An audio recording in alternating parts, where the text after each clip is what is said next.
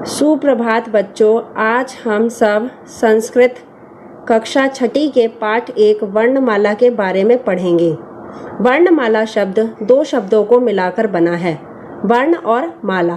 तो सबसे पहले आज हम वर्ण के बारे में पढ़ेंगे। वर्ण किसे कहते हैं? भाषा की सबसे छोटी इकाई को वर्ण या ध्वनि कहा जाता है, जैसे अ, आ, क, ख, ग इत्यादि। ये सभी वर्ण कहलाते हैं। वर्ण 2 प्रकार के होते हैं, स्वर और व्यंजन। वर्ण के 2 प्रकार हैं, स्वर और व्यंजन, जैसा कि आपको चित्र में दिखाई दे रहा है। स्वरों की संख्या 13 होती है और व्यंजनों की संख्या 33 होती है। संस्कृत में स्वरों की संख्या 13 है। तो सबसे पहले हम स्वर के बारे में पढ़ेंगे। स्वर किसे कहा जाता है? जिन वर्णों का उच्चारण बिना किसी की सहायता के किया जाता है, उन वर्णों को स्वर कहा जाता है। स्वर 3 प्रकार के होते हैं, ह्रस्व स्वर, दीर्घ स्वर, संयुक्त स्वर। तो ह्रस्व स्वर के अंतर्गत 5 वर्ण आते हैं, दीर्घ स्वर के अंतर्गत 4 वर्ण आते हैं और संयुक्त स्वर के अंतर्गत 4 वर्ण आते हैं। तो सबसे पहले ह्रस्व स्वर।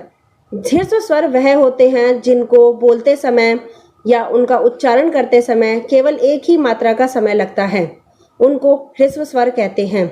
अ, ई, उ, री, री। ये संस्कृत में ह्रस्व स्वर के 5 ह्रस्व स्वर हैं। दूसरे नंबर पर आता है दीर्घ स्वर, जिसको बोलने के लिए ह्रस्व स्वर की तुलना में दुगना समय लगता है और इनकी संख्या 4 है।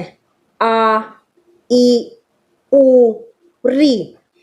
संस्कृत में बड़ा री भी माना गया है। संयुक्त स्वर जो 2 स्वरों को मिलाकर बनते हैं, ए, आए, ओ, आओ। तो ये सभी आपके संख्या में 13 माने गए हैं।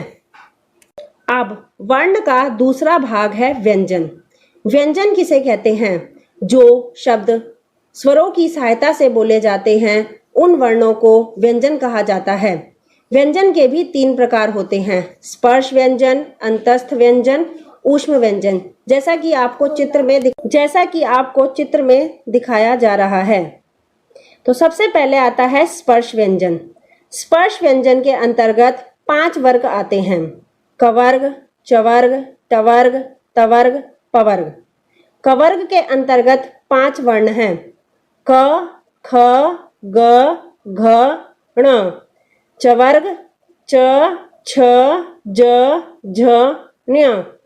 टवर्ग ट, ठ, ड, ढ, ण।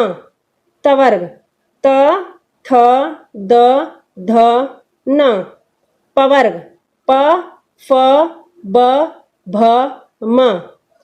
तो कुल स्पर्श व्यंजनों की संख्या 25 मानी गई है। हर वर्ग के अंतर्गत 5 वर्ण होते हैं और 5 वर्ग होते हैं, इसीलिए 25 वर्ण स्पर्श व्यंजन कहलाते हैं।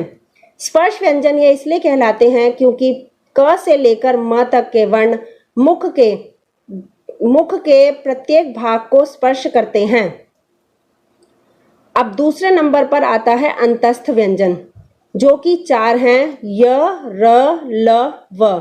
अंतस्थ व्यंजन वे होते हैं जो ना तो स्वर होते हैं और ना ही व्यंजन होते हैं। इनको अंतस्थ की श्रेणी में रखा जाता है। ऊष्म व्यंजन। ऊष्म व्यंजन की संख्या भी 4 है, श, श, स, ह। ये ऊष्म व्यंजन इसलिए कहलाते हैं क्योंकि इनको बोलते समय मुख से गर्म हवा बाहर निकलती है, इसीलिए इसको ऊष्म व्यंजन कहा जाता है। अब आप सभी जान